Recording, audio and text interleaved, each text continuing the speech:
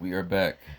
Back living color. The last couple podcasts we've recorded directly after I've woken up, and I appreciate that. But my voice sounds really tired. I re-listened. It does sound terrible. I re-listened. Re-listened to a couple podcasts this week. You have. I don't listen to our podcast. I know you should, though. There was one where it was a very uncomfortable podcast, my least favorite podcast ever, and it was affirmed. I didn't re-listen to it because I thought I'd be mad at it, and I didn't want to re-listen to it because I actually got legit mad at you. And then one of our friends was like, "Yo."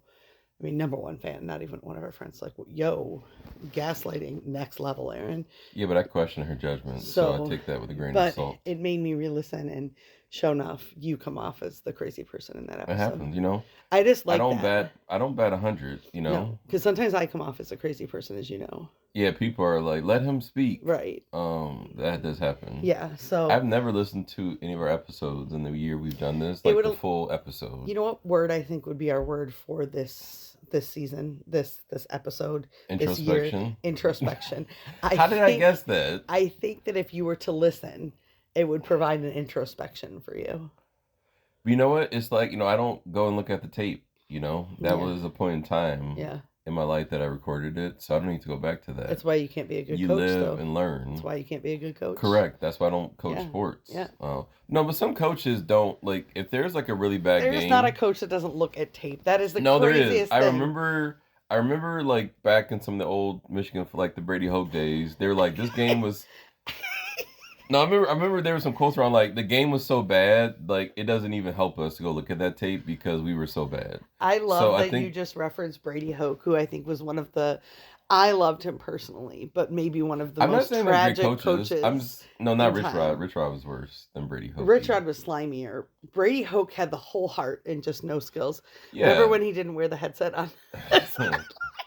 And I was like, that is so awesome. He just loves the sport. He's like, I would have walked from San Diego to Ann Arbor. I know. I wanted it to work for him. Anyway. Yeah. So. Quick recap. We're going to recap the week. And we can talk through a couple topics. Do you have topics? A couple made up great. Ones. I love that. I have a couple topics as well. So the week was great. It was very busy at my work. I am very sad about the week. I purposely left work so as to not see anybody. I was supposed to go to a kids sporting event. I chose not to because I didn't want to see anybody. To make a long story short. Antisocial. No.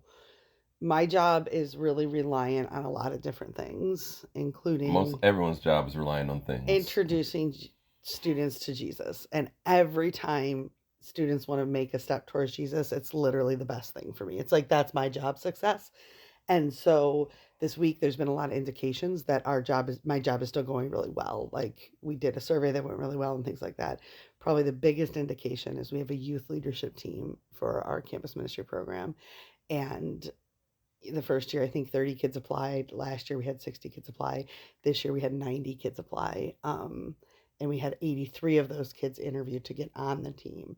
But we can't have a team of 83 kids. And so... Because in the past, you just let everyone on. I did, and it was a mistake. So everyone was like, hey, this is the easy thing but to you get understand, anytime kids are willing to take a step towards their faith with Jesus, in Jesus, through discipleship, it's a cause to be celebrated. So we ended up we had a 3-hour meeting yesterday morning, myself, my coworker, and a very objective alumni, and we had to cut like 40 kids. Good. No. Welcome to the real world. Stop. People get cut. It's brutal. So we sent out the emails at 3:30 intentionally so we could be out of the building. And like I said, I was supposed to go to the soccer game yesterday, and I just didn't want to see any kids because there's going to be some kids whose feelings are really hurt. And we've already gotten a couple of emails, and I just feel bad. There's nothing you can do. I don't know a way around it. Like, actually, I lost sleep last night about it too. I don't know a way around it because people are like, well, then have like 2 teams or a secondary team. It's just too much work. I think you have to teach kids early. Like, you know what? You applied it. I know, but when it comes... Especially in high school. Remember, these are high schoolers who are about to become adults pretty soon. This isn't a... Even sports, though. I know, like, but kids get cut from sports. I know, but this isn't a sport. Everyone doesn't play. I know, but this isn't a sport. It's a faith discipleship team. But it's a leadership team, though. Like, they need to that's know what we kept that saying. You have to put an effort. Like, to get on these things, you have to put an effort. It was more like kids applied who didn't necessarily take on any leadership or any campus ministry activity. So they were kind of easy to cut, but still brutal. The hardest part was that students that were on our leadership team before we couldn't take them all this year. So, and it wasn't kids that were bad. It was just like who took the most leadership. And Michael Jordan got cut in high school from his freshman team, and he came back and became the GOAT. I'm talking about discipleship. It's hard. Right, but this is not this is not we're talking not talking discipleship. You're talking about a leadership team. I So know, this is that's the not distinction. like yes, I know. discipleship. All are welcome, but you're talking about a leadership team. Right. Yes, you're allowed to be selective about who gets on that. So Well, I keep reflecting on the fact that, like, what a wild thing that out of like 600 students, that's how many we have in the building now, less that 90 kids wanted to serve on this team. Like, that's, I don't want to lose sight of how awesome that is for our campus ministry program. But anyway, that was hard. So I was, like I said, I was supposed to go to soccer game. I'm like, no, I'm not going. I don't want to see spill that anybody. coffee. I'm not about to spill the coffee. It's like towards the Actually, edge. You're like I shaking did it. spill You it a actually little did bit. spill it. Okay. It's like shaking on the edge. You're gonna Anyway, spill it. that was that. So that was, but we had to also interview 83 kids during the week. So you're running these crazy long interviews because of the amount of kids. It was just a crazy week at work. Our son graduated. Tell me what your thoughts were on that without saying anything negative. What would I say negative? I don't know, but we're just not going to. So tell me your thoughts on graduation. So that was a long day because I had a funeral. Yeah. Oh, yeah. Let's talk first about your aunt's funeral. Morning. So your dad's older sister died. Yes. We did talk about that last week, I think. We did. Yes. So Yeah. the funeral was on. This all happened on Thursday, The right? viewing was on Wednesday. The viewing was Wednesday night, but that was quick though. We went there. I felt bad we got there right at the end. We went there right at the end because we had something. Because you had a baseball game. Yes, the boys had a baseball game that I went to. So you had a baseball game. No. Which you said that you had to go to for work. Turns out a vendor just bought the you Detroit tickets. Tigers had a different. baseball game that our children went to. So we had to pick them up. I had to pick them up from the school. And then we had to go home and eat, and then we went to the funeral downriver and Ecorse. Yes, so we went towards the end. Yes. Because you, as not a loving spouse, did not come with me to the actual funeral on Thursday. You only came to the viewing. Do you want to talk about why? Because you had to work, quote unquote. You had a job that's more important. No, if we're being honest about why I wasn't able to come to the funeral, you have a psychotically large family. And there was a date that got kind of spread around of when the funeral was going to be. And so I literally switched around my whole calendar. Like I said, all these interviews, I had people at a meeting scheduled, and I got everything ready so I could take the full day off on Wednesday. And then when the official funeral time came out, it was not the date that we were working with. And I could not move everything back, so I couldn't go to the funeral. I wasn't important enough. It's Right. okay. Just it would have been really hard. I am not important enough for you, which is fine. So I did not go to the funeral. You did not go to the funeral for my aunt who passed away. Right. That is, so we'll remember that in the future when your family members pass away. Tit for Anyway, tat. Tit for tat. yes, so the funeral was Thursday morning. Our oldest son came with us. There was a lot of people there. Very nice service. It was an e-course as well. Your parents had said that the preaching was good, but again, the struggle sometimes of our preaching friends is the ability to land the plane. Yeah, so my family, immediate and extended family, is not Catholic. Right. So our funerals are not like... Do you have any family members that are Catholic? I don't think so. No, I'm the only one. Yeah. So our funerals are not Catholic masses. So we don't have funerals. They're not structured. Correct. They're not structured around a mass, which kind of limits the amount of time that you have to do that. So they're kind of, but they were good about trying to limit the time. So, like they do they have the obituary. So someone reads the obituary. There's condolences cards that people read. Yeah, that was interesting, cultural, because I think most of the people that listen to this are white, not everybody. There's somebody that officially reads the sympathy cards. Yeah, so people send in sympathy cards. So usually one of my cousins. Yeah. And so the nieces, they'll read all the sympathy cards. And the actual obituary, someone reads reads the whole thing. And there's one of the pastors says a couple words, there's some prayers, someone sings a song. My great uncle, who's my grandmother's brother, he's the last one of the siblings, so he's a pastor downriver. So he usually talks. So at any family member's funeral, my great uncle Alfred will preach and say something. Mm-hmm. So when my grandmother died, he talked. My cousins died, he'll preach. So that's kind of a given. So he said some words about how he remembers my aunt, because he's very young. So he's actually younger than my aunt was. So he kind of joked about it, she was my niece before I was even born. So he said a couple words. they did the eulogy. But it's just the head pastor. He kind of went in. He just started preaching, but then like he got long winded, and like some people are like, yeah, that was kind of long. It's a pet peeve of mine. Because it's not like we're here for the funeral. We're not here to hear. Because I think a lot of pastors, it happens in the Catholic Church too, where they're like, well, this opportunity, I have so many people here. Let me just go into this like long-winded like homily or sermon. I think we talked about this. Very few people can preach for a long time with attention being held. But my issue always across the board is just land the plane. Yes. If you've made the point, land the plane. And I've noticed that a lot of times when people preach without notes, the plane just cannot land. And that's why it's always good to have notes and structured. Because I mean, in some ways, like what I do is a version of preaching. It's not preaching in the context of worship. And like I always have an outline. You're always going back to the same 3 points, and you know when to land the plane. Yeah. So it was very long-winded. They did allow some people to do some stories. Like 5 people came up and Your Uncle James played the trumpet. My Uncle James, my dad's younger brother, he plays trumpet. So that was before the funeral started. He played. Oh, okay. He always plays like Amazing Grace at funerals. That's his thing. Yeah. So he played that on trumpet. Or sometimes he takes out trumpets at weddings. Like while the bride steps out and she comes back in, and in her reception, there's somebody playing trumpet. No, sometimes he wasn't playing trumpet. He was doing karaoke at our wedding. No, he brought his trumpet. He was playing karaoke. I remember he played... I don't remember. All I know is I came in and there was a man He played that song... He's sweet. I can't remember. I know the song. I can't think of it. But yeah, he did karaoke. So you know, the funeral was over. We all went to the cemetery. She got buried in a mausoleum. So, actually, her daughter, my cousin, died 15 years ago from breast cancer.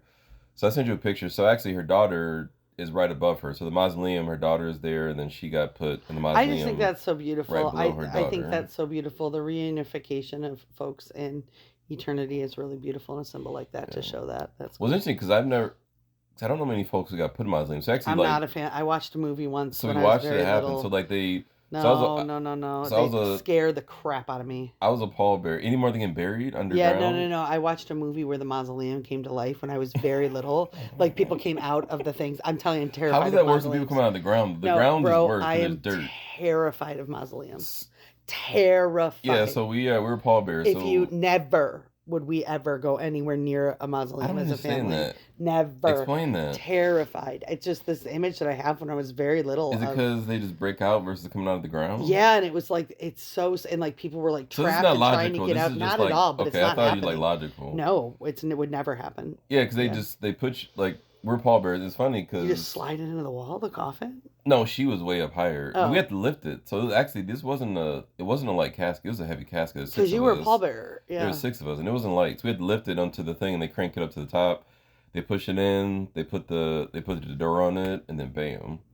Wow. The interesting part about it was the flowers, because my cousin, who was her grandson, apparently he spent a large amount of money on flowers, and then me and my cousin, so her nieces and nephews, we also like gotta put some money in the bouquet. So it was a very large amount of money put towards flowers. Yeah. But the problem is, like, at the end of it, the flowers most of them get thrown away. Yeah. So when we were leaving, all the flowers they brought over to the cemetery, but they're just on the ground. They just, like, some people can put them on the casket, some people take them home. So the discussion about that, just like the optics, and is it worthwhile spending all this money on flowers to just have at the viewing, the funeral, but they just essentially get thrown away. Like the cemetery, I'm sure, takes them and throws them all away. Yeah. So like, is it? Yeah, it's a lot of money. Is it worthwhile? I mean, it did look beautiful though. It did add to the, you know what I mean? Like I actually, literally was like when we went to the viewing, I'm like, this is a really beautiful. Very large. It was really, but beautiful. Yeah. I didn't feel like it was gaudy. I felt like it was really beautiful. I thought it was beautiful. So so funeral, and then we're gonna move past the funeral and jump into Aaron's graduation. Yeah, so we left. Me and him left. He was there with me the whole time. We left there. Yeah. Came home from an hour, and then we went to dinner. Yeah. Afterwards. To Ford's Garage, which might go on the list. I love Ford's Garage. I don't. You don't. I don't care about you. Everybody loves. Listen, everybody loves Ford's Garage food. Aaron says that he doesn't so that he can be different than literally everybody in the world. The food is delicious. I disagree. The service, and it's the last 2 times we've been there, You order and then you wait 45 minutes for your food. Like that's a long time in today's culture to wait for food. And this was the second time it happened. Like we're sitting, food's delivered. It's like, okay, you got 7 minutes to eat because we got to be in the car. So, but then we went to the graduation. Crazy day on our campus. Crazy day on our campus because there was a massive track meet. Yeah, they were sending notices beforehand about traffic. Yeah, there was some. I love when our campus is buzzing like that. I mean, tons of people there, but it did not make some people happy. And then, what were your thoughts on graduation? I'll let you start. I loved it. I thought it was great. I'm really proud of who little Aaron is. Like, I actually think he's a very cool kid. Like, I actually like him. Like, he's fun. um, I did get a little. I mean, I got really emotional. They did a post communion song called "The Blessing." If you know it, you know it, and it's a very good song about praying blessing over someone. And so it's from Scripture from the Old Testament, and so that made me cry like a lot. And I really prayed it for him. Like I was praying that for him as he gets ready for this next stage. I mean, we've talked it to death on the podcast, but yeah. I'm just aware that his little stage is ending and his big stage is beginning. So it's funny they played Here I Am to Worship, which is like a huge like youth ministry song from back in the day, which I had not heard that. Yeah, I not heard that in a long time. The music was really good. And good. Then so any thoughts? Did you think? Oh, then your parents came for the graduation, and you went to go sit by your parents instead of me, which was the weirdest choice. I was like, no, you're actually going to sit by me as our son graduates from. That's not what happened. Is that? No, because you left all the space for the kids and then sat by your parents. No, during communion, I go in the back. So when you're coming back in from the communion line, I'm sitting away from you. But you could have scooted in. But anyway, that said, I love your parents. I just wanted to sit by you, so I did. I was a little psychotic. Like, I'm like, can you please come sit by me? Because, it's a big deal that our kid is in 8th grade. I do like at DC that it's quick. There's no, like, commencement speaker who's, like, long-winded. I like that it's, like, we have a mass. Well, we have the mass, and then we go straight into the ceremony. It's not like, let's do, like, a million speeches. So I did look at you and say to you that we will have 10 of these. Like this was the first of 10 between 8th grade and high school. Or in college too. Yeah, but at DC with like math and like that we will be deja vu'd 10 times for this. Yeah, we'll be back next year. It was great. Did you have any thoughts of emotion or no? Like you're just incapable? No, maybe when he gets to high school. Because that's when it feels like, this is a high school graduation. He's going to college, maybe. Right. You and I 8th grade is just like, I mean, that's expected. Yeah. It's like, okay, he goes to high school. That's a given, You and I had an interesting conversation on Monday of Memorial Day weekend. We took a walk up to Walmart to get some groceries, and we were talking about the fact that in 4 years he'll be graduating from high school. And then you said something that was so crazy because I was like, we wonder where he's going to go and how it's all going to turn out. And you're like, what if you went to Grand Valley and like in 4 years from now, when you're my age, because I'm older than you, like you could technically be in like a, Grand Valley gift shop buying a Grand Valley Dad t-shirt in 4 years. Yes. Like that's wild. That is crazy. 'Cause I remember when I went there, my father bought like a Grand Valley Dad t-shirt. And that seems so long ago, but also not that much. And then we got the saddest news yesterday about Archbishop Burns. I do want to talk about that for a minute. So Archbishop Burns passed away.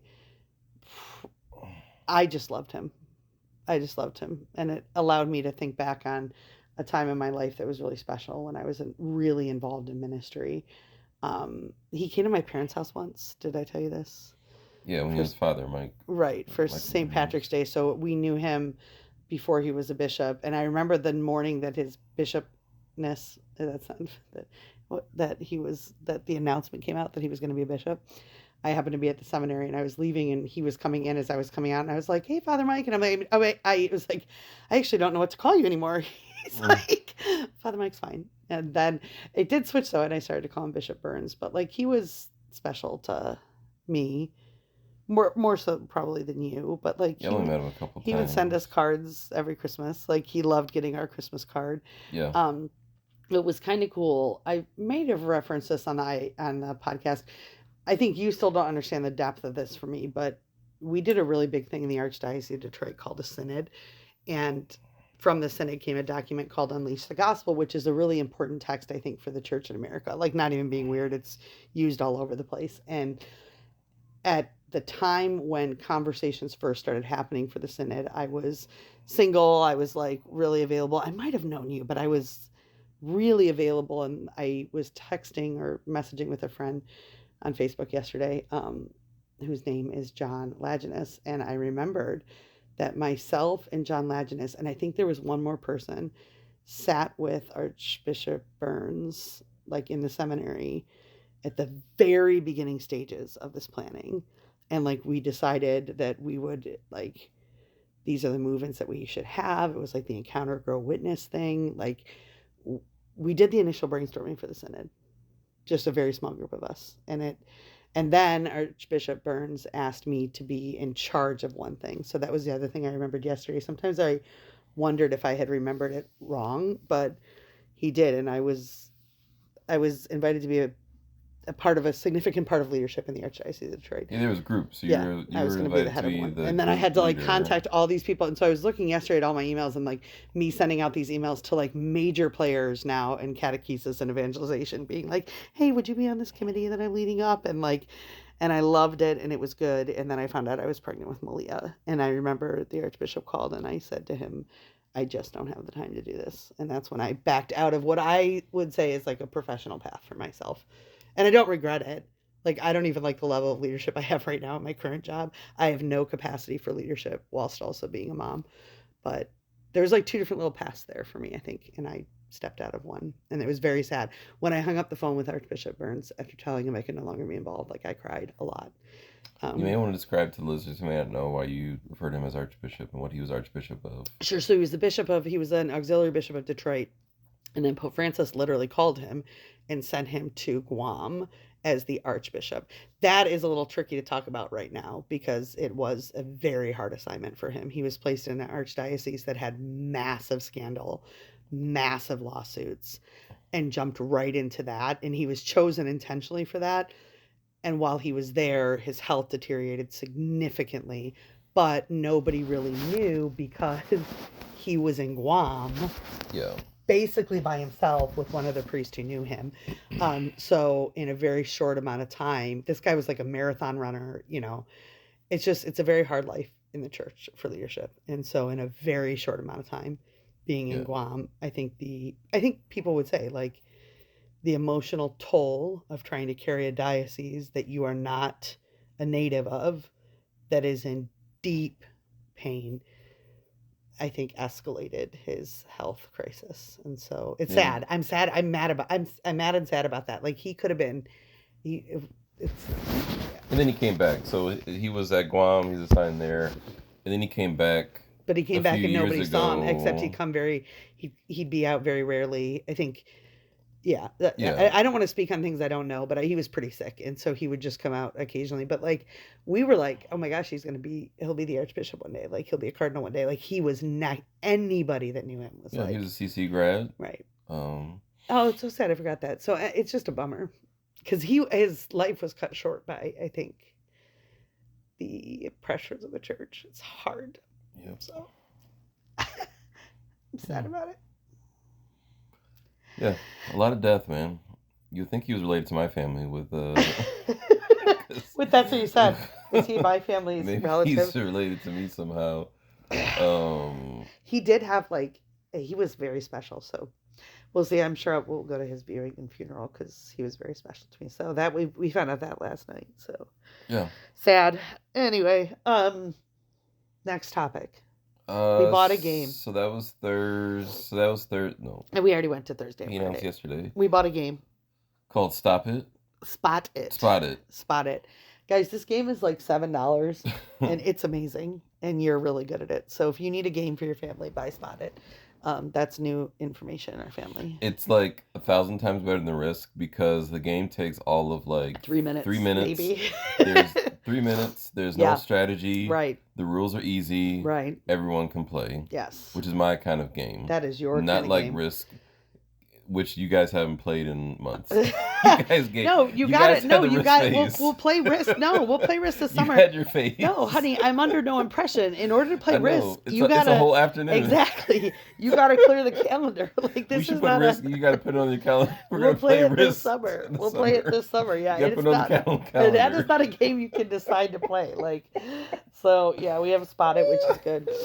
And then upcoming week today, my sister's in town, so we're having a pool party at my brother. It's, of course, at 68 degrees, so I'll probably bring my swimsuit. I'll jump in today because his pool's super heated. It's getting out that sucks. Ain't no effing You way. are bringing your swimsuit. Yes, No, you it's are. too Yes, cold. you Sorry, are. it No, is too you are. cold. Aaron doesn't like to swim, so he's always the dude that doesn't go in the pool when Bro, everybody it's else is cold. swimming. No, because what's gonna happen is, we're gonna be asked to play basketball. So I know, that's true. We're going to be doing that because it's usually the uncles versus the nephews, Right. and now they're older, where they're actually like raised reasonably good. So yeah. It's an interesting. I'll be getting pulled. Last time This it got is a the little second weird towards the generation. end. So we played. There's like an older set. So like Trey and Ralph and Warren. We used to play them. That was like what 3 or 4 years ago. But you were these kids are better. We're in this next generation. Yeah, they beat you. Well, We're they're older. better and you're older. We're older and they're like they got and they're getting better. Yeah, So yeah.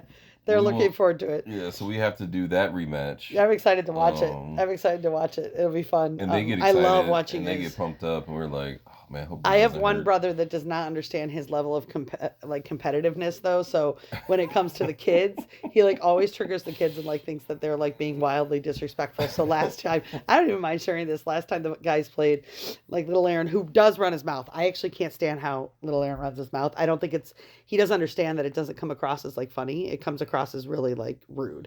And so I know, but he runs his mouth, and my brother actually got mad at him and like asked me if he could talk to him about it, about like a level of respect that he needs to have. And I wasn't there, so I was like, yeah, absolutely. So he pulled him aside and really kind of embarrassed him. But then you said that he was within the bounds of. Well, I think, like you play pickup ball. I mean, I played pickup basketball, since I was a kid. So I feel like there's the unwritten rules where like you can trash talk, like you can say whatever, like when you're playing the game, and it's different than organized basketball. My brother does not appreciate the trash talk. Like organized sports, like you have to be respectful. But if you're playing like pickup, like backyard basketball, like you trash talk, you say random stuff, and everything. As long as you're not like swearing, calling someone like out of their name, like everything is in bounds, right? And you leave it there. You leave it on the court. So like I think he takes a little bit further. Yeah. For me, it's like, bro, let him say he wants to. Like you leave, like he got really mad that win, like that Aaron referred to him as bro. Yeah. And like and by the way, our number one listener can't handle that either. By the way, like when her kids call her bro, I literally don't care. So it's hard. So to me, it's like you let your game do the talking. So someone can trash talk if they want to, but that's why you play harder and you win. Right. And but then the little boys won, and that I think that triggered my competitive brother to be like, your kid's a jerk. Sure, but to me, I don't think he was being a jerk, and so it'll be interesting today because that was last time you guys played. There was a little bit of controversy with that. So yeah, trash talk is fine. Yeah, it happens. And then tomorrow we are going to go shopping. We have another friend. I mean, so much death. We'll talk. I don't know. We have a friend whose mom passed away who has some major responsibilities. So tomorrow we're going to go shopping for for some kid stuff for his kids, for like the kids in the family. So we're gonna do that on Sunday all day shopping. Where are we going? It shouldn't be all day though. I think it's gonna take all day. No, that's like 2 places. No. I don't think it's gonna be all day. I feel like all day shopping tomorrow. That's like your dream. And then this next week, kids last week, are the painters coming? Yeah, he emailed me. What's the deal? What do we have to do? I think he said Wednesday something. Wow. So our house is going to be painted. That's so exciting. I'm sure you'll take lots of pictures. Oh, no, I'd never do that. And do like reels. I will never. No. Can we need to talk about the music for your Insta reels? No. We gotta work on that. I used John Mayer Stop This Train. That was okay, but I feel like lately the song quality and choices What are you talking need about? to be improved. These Insta reels. Yeah, but the most recent one, I used Stop This Train. Yes, and I used the perfect part of Stop This Train. Right, but I'm saying like the past couple ones, I just feel that we gotta work on my that. teenagers make fun of my reels all the time. I don't because care. the music, right? No, they just think they're the dumbest, cheesiest things in the world. Like they think they are the dumbest, and I don't care. They're like, you are so cringe, Mrs. Wilkerson. Cringe. I am so cringe. Cringe. So, okay. So kids' last day of school is on Thursday. I have to go another week. Yeah, so I have to have them at home. You do. I'm so excited for summer break. We'll talk about that next time. Yeah. Plans for Okay. summer break. Great. There was one other thing that I wanted to mention. Oh, we had a fun lockdown of all our summer plans, and I'm going to be living my best life Oh, out of nowhere, like out of nowhere. So I wanted to go away with you, which we had talked extensively about, and you were resistant to it for a bunch of reasons. You just don't, I don't think you have the time. You don't want to go to the ocean, whatever. So we've ended up splitting a lot of things. So Father's Day weekend, we're going to go to Grand Rapids for the night.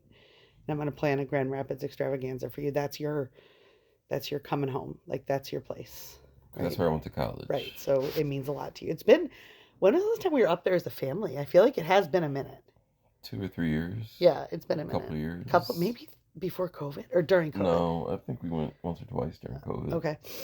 So we're gonna do that. You and I are I'm looking for a nice like resort / hotel on Lake Michigan for one night. No, we said Traverse City. We didn't say Lake Michigan. That's, I mean, close to Lake Michigan. Yeah, I'm not gonna be like in a city. It's a long lake. Yeah. And then Cedar Point. Cedar Point we're gonna do for a night. And the only reason I'm agreeing to this is because we can do the water park, but then Lake Huron, because Lake Huron's really beautiful there. So I'll just bring my beach chairs.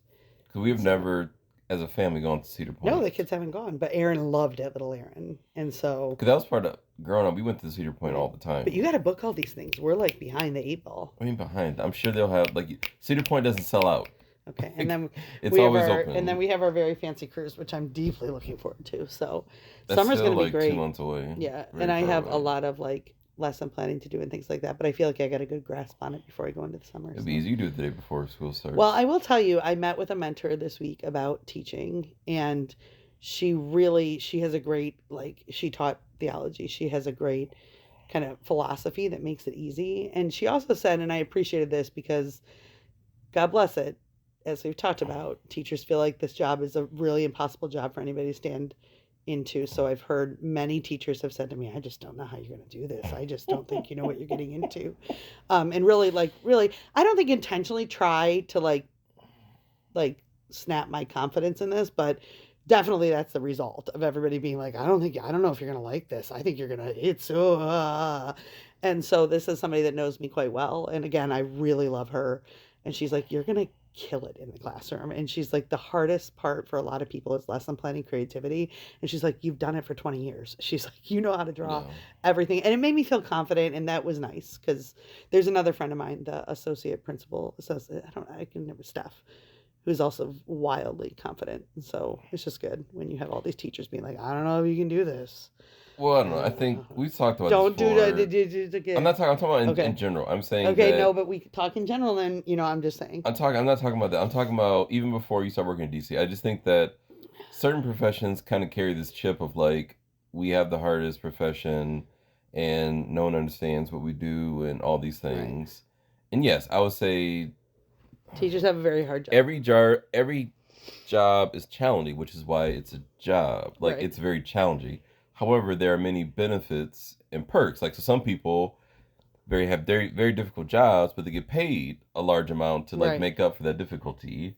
And I think with teaching profession, like summer, like the teachers aren't off for the summer, honey. They work all summer long. I hate when you say that. You're they right. work all summer You're long. Right. They don't have any time off. You're right. There's no time off. They're like doing like scenario planning. They're like doing some improv. They're taking acting classes. They're doing some live simulations. Teachers work very, very hard, but 100%. I think a lot of people work very, very hard. I think it's going to be a very, very hard profession to step into. I anticipate next year is going to be a difficult year.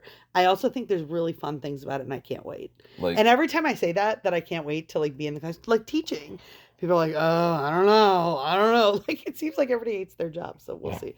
But I'm excited. So, and not everybody. There's plenty of people that are supportive, so I'm excited. I'm very excited. It'll be good. I think it's the summer off is always going to be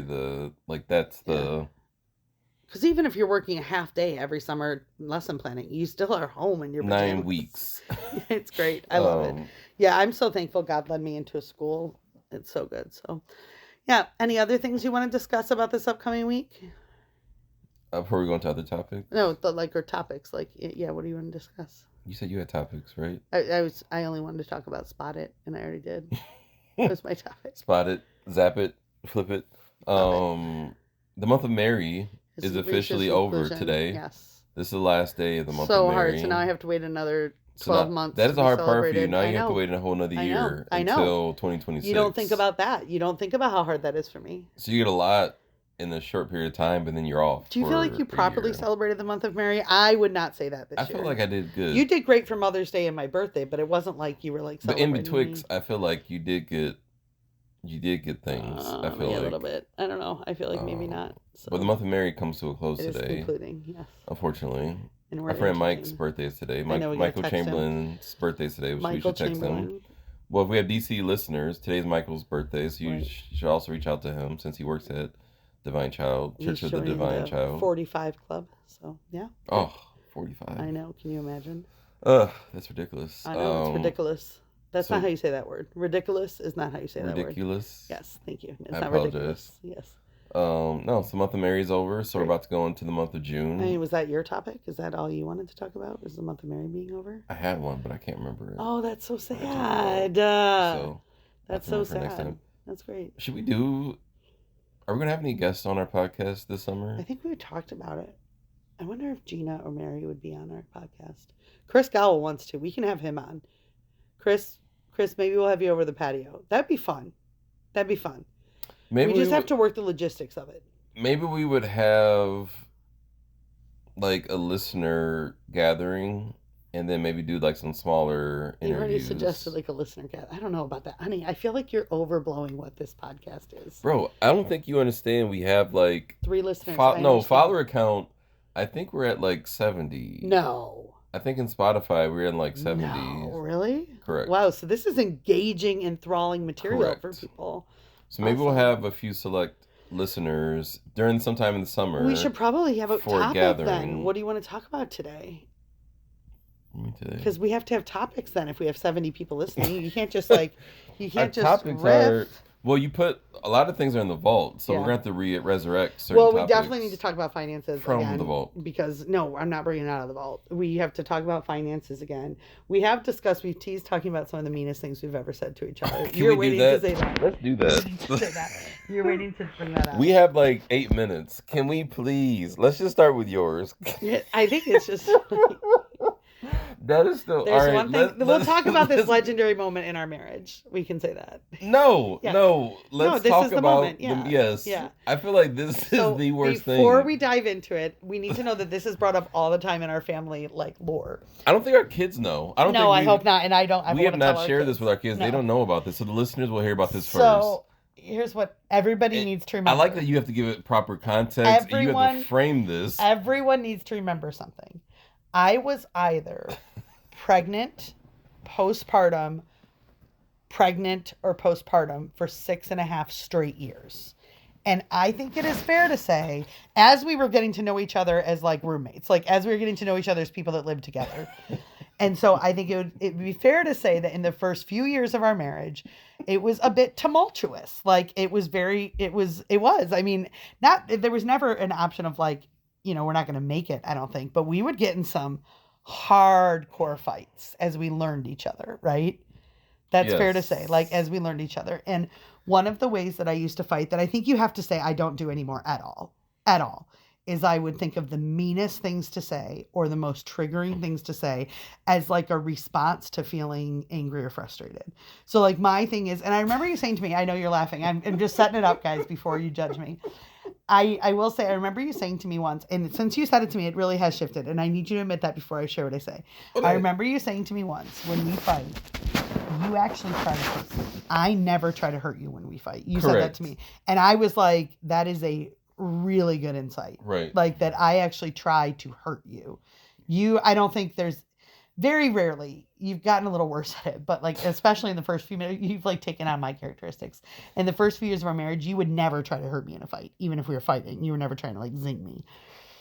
So we got in a fight. I don't know what it was about. I don't know what it was about. This is so bad. I'm like so embarrassed by it. And I got really mad at you and we're yelling at each other. And it was... Did I actually say you're fat? Like, yes. Okay. So, no, you was no. No, I'm gonna say the other part. That was the first part. I just didn't know. Go ahead. I was like, go ahead. You are so fat. And then I'm like, and all of our friends know that you're fat, and everybody talks about it. Oh my gosh. It's so psychotic. No, it was that. You're like, you kept going. You're like, it's so disgusting. It was like I'm so. And by the way, as many people know, I'm not like a picture perfect athletic body. I have no idea where that came from. But you leaned. Like, let me tell you, the truth is, I had to be so deeply postpartum at that point. I mean, it had to be like almost non-functional. You leaned into it and was like, it was like this truth. You were like, he's now exaggerating. You were like, he's exaggerating. You were like, I'm holding this thing. I've been holding this for so long, and I'm just going to tell you out loud. Now he how is exaggerating. I feel about you. Now he is exaggerating. You felt that was like from somewhere. That wasn't like you just came up with that. No, on it the literally spot. was. I've told you a million times. That was from deep in your soul. But it wasn't. It wasn't like it really wasn't. You were like, you're fat. You're disgusting. Lose some weight. You said. Everybody talks. You said me. You said all of our friends talk about it. And we laugh about it. Behind your back. You were like, this was a coordinated effort. We might need to delete this. I am so embarrassed about that. And it was like probably 10 years ago. I don't even know. When I tell you guys though, when I say to you that like, and I'm not trying to use postpartum as an excuse, but you are nutty during that time. Like that doesn't even I like how you're trying to blame it on pregnancy. I'm just saying, Aaron, that doesn't even make sense with my character. What's interesting is I would love for our listeners to like reach out to us and say one of the worst things you've said. I guess our pregnant listeners, our female listeners who have had children, if you can share with us if you have something Nobody worse. Nobody would say anything that bad. If you have something Nobody worse would say anything. It was that you wild. said to your Guys, spouse, I don't even know where it came from. But the thing is, she kept going. Stop. It didn't stop. Okay, it wasn't we're not going to exaggerate. She was just like, it's so disgusting. Stop. I don't want to talk about it. We all sit and laugh and talk about it. We laugh at you. That was the thing. Like we all sit around and laugh at you and talk about it. It's so. I can remember sitting behind the kitchen counter saying this to you. You did. It's so weird. You were like washing the dishes, like doing something. You just like went into it. I don't even know. It's so hard to even understand. You would admit that is completely out of my character. I think anybody that's listening to this, truly, like we joke all the time about how people, if they actually saw me inside the house, like I definitely swear a lot. I can be like stubborn. but that is like making fun of people is actually not like, I don't actually do that. Because fat shaming wasn't a thing yet. So I think like you maybe invented it. Or you definitely started it. You're one of the leaders of it. It would be like funny if I was, I mean, it would be one thing if I was like, you know, a Sports Illustrated model, but that isn't the case. It's a wild choice. You just can't live that down. I bring it up often. He does, so he brings it up all the time. Like he'll just look at me. I think last week I brought it up again. He'll just look at me and be like, "Lose some weight. Like lose some weight. Like you're so fat." No, although, you say like, you know, me and all of our friends, we talk about it. Listen, I'll never have anything to compare to that level. Never that you have done to me. But like, I mean, I just did tell our neighbors, like we just went out to eat and I ordered a salad and you looked at me and you're like, about time you're ordering a salad. So like, I don't want the listeners to think, I mean, I could give you 9 million examples of that. No, well, those are in a joking fashion. So was mine. And no, you meant no. That was like so zero. Bad. There was no laughter. There was no humor. So you leaned into that. Like you felt that so deep down in your heart. You're like, I've been holding this secret for a long time. I just need to say it out loud finally. But it is. I'm glad that I am glad that I've adjusted out of that type of fighting where you're just trying to hurt somebody. It's like bizarre. That's bizarre. Oh my gosh, bizarre. So I don't do that anymore. So yeah, I've grown. My life changed after that moment. And we've stayed together since then. So yeah, that's the meanest thing I've ever said. Great, now we can end the podcast. We had a topic. Oh, then meanest thing you've ever said. And then you used to say things What is the meanest thing you've ever said? Introspection. Introspection? Yeah, introspection. I don't know. Yeah, because you're like, I'm never No, I mean. say, but I've said, mean. I'm sure I said mean things, but I can't think of any. The problem is the bar is set so high. Anything I can say is so Not much at that less level. than that. Because can you think of anything I've said that's like, no, that's that bad? No, I can't think of anything you've said that's bad. I've never called you a B word. Yes, you have, but only in joking. You've never. Oh, said like it in not fight. like a serious, like we're in a fight, right? No. And like just honestly, leaned into it. Again, like you're pretty wonderful. I can't think of any. You don't say a lot of mean things to me. I mean, I may say like biting comments. I may make comments. Yeah, you do, but not nothing. You're not mean to me. You're not mean to me. You gaslight the out of me, which is worse. You should listen to that episode for introspection. But you're never mean. You're never mean. You're actually never mean. You're not a mean person. Or maybe like I'll be like, oh, like mommy's on her phone. I may say something like condescending. Yeah. Like, oh, mommy's on her phone. But, yeah, I'll say something condescending to like get a reaction. Yeah. If we're in conflict. Yeah. But not like, hey, like. And honestly, I think it is fair to say we're not in a lot of conflict anymore. We'll have like little sprouts of. We used to, not as much anymore. No, we will have spouts of fights, but I mean, those first 5 years of marriage, we fought all the time. I remember you being like, I'm stuck here. I'm Yes. stuck here now. I can't divorce do you anything because I'm about it Catholic. because I'm stuck here now. I remember can't saying do to our anything friends, about I it. remember saying to our friends, like, oh my gosh, it's been 2 years and I haven't threatened divorce because it was after I was postpartum. I think you would say there was a shift after that time, after the time of like me being a crazy person, like about 7 or 8 years into our marriage when my hormones had settled. We don't have like high conflict anymore. I mean, I remember one time telling you should leave and you packed all your stuff. Do you remember that? You put it all in your trunk. Yes. But these weren't real fights. It wasn't like someone was like sleeping with someone or like it was just that I was crazy. Yes. You're going to go to heaven for sticking through that. Good job. Yes. Good job. There's a special place for those who marry. I can't remember. lucky I mean, we siblings. talked about a couple weeks ago on the podcast, that fight. That felt like a bigger fight about your side hustles, but even That that, wasn't even a I mean, fight, that's what I'm though. saying. That Like, wasn't a fight. I don't That was even just a think discussion. we like, don't really fight anymore. It's good. It's good. It's like we've settled into good communication, I think. But I guess the laced joy in this is you stick in it, even if your spouse is saying terrible things and apologizing immediately after. Because can you admit I apologized? And then like immediately bringing in after? other people, it wasn't just like I feel this So- way. It was like there's a group of us that Oh my regularly gosh. talk about That this, and probably we would have been laugh grounds and we for joke, divorce and like, Mary, for you really got to say something to him about that. Like, you really should finally say something to him about it because it's getting really bad. Like, it's like a group thing. All right. So I feel like that. So that was I could expose some things of yours, but I'm not going to. what I got a big one, but I don't have permission to talk about it yet. So let's talk something later. I've said.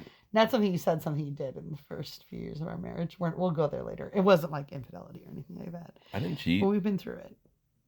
And we've been through some things together, and now it's True. like we're settled in our marriage. So it's good. So It's good. So I don't say things like that anymore.